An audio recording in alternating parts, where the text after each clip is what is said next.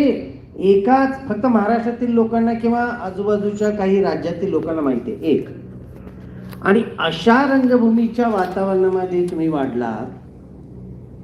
तुम्ही 50 वर्षापासून या क्षेत्रामध्ये काम करतायत झाडीपट्टी रंगभूमीवर. शासनाकडनं तुमच्या काय अपेक्षा आहेत किंवा समाजाकडून तुमच्या काय अपेक्षा आहेत किंवा आता ज्या पद्धतीने झाडीपट्टी बदलते तर या अनुषंगाने कलाकाराकडून तुम्ही काय अपेक्षा व्यक्त करता? नाही, अपेक्षा म्हणण्यापेक्षा आम्ही हा कलावंत जो विखुरलेला हा एकत्रित यावा. झाडीपट्टी नाट्य अकादमी स्थापना केली. तसं आम्ही 15 वर्ष अध्यक्ष होतो. आम्ही 3-4 संमेलनं घेतली. आम्ही सिनेनट बोलवले. पण असं खूप त्याला हे नाही मिळालं. पण आमचं भाग्य म्हणा की आमचे सुधीर भाऊ मुनगंटीवार हे संस्कृत मंत्री झाले. त्या दृष्टीने आता आमच्या भागामध्ये कलाकाराला वयोवृद्ध कलावंत मानधन मिळत गेलं.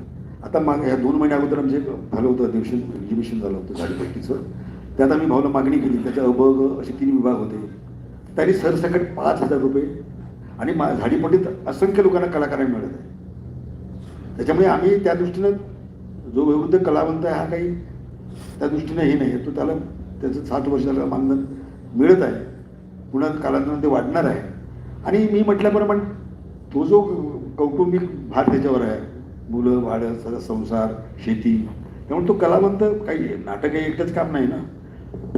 जे ज्या एका प्रयोगामध्ये जवळ 15 कलावंत असतात त्यापैकी 2-3 लोक बाहेरचे असतात मुंबई पुण्या काहीकडले, पण बाकी ते तिथलेच आहेत ना. त्याच्यामुळे हा समूह घेऊन जाणं नाही. पण अलीकडे जेव्हा पद्मश्री मला मिळालं तेव्हापासून थोडंसं महाराष्ट्रात एक वेगळं वलय निर्माण झालं की झाडीपट्टी नेमकी आहे काय.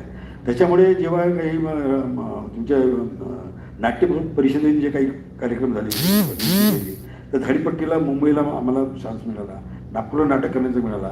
अलीकडे आता एक गद्दार नाटक 10 नाटकाचं त्यांनी अगदी झाडीपट्टीसारखं नाटक तयार झाडीपट्टी सादर होते त्याप्रमाणे त्यांनी केलं. माईम खालीवरी नाव हे सगळं होईल हळूहळू तेही होईल. पण सर कालची झाडीपट्टीतील रंगभूमी आज वास्तवमध्ये असलेली झाडीपट्टीची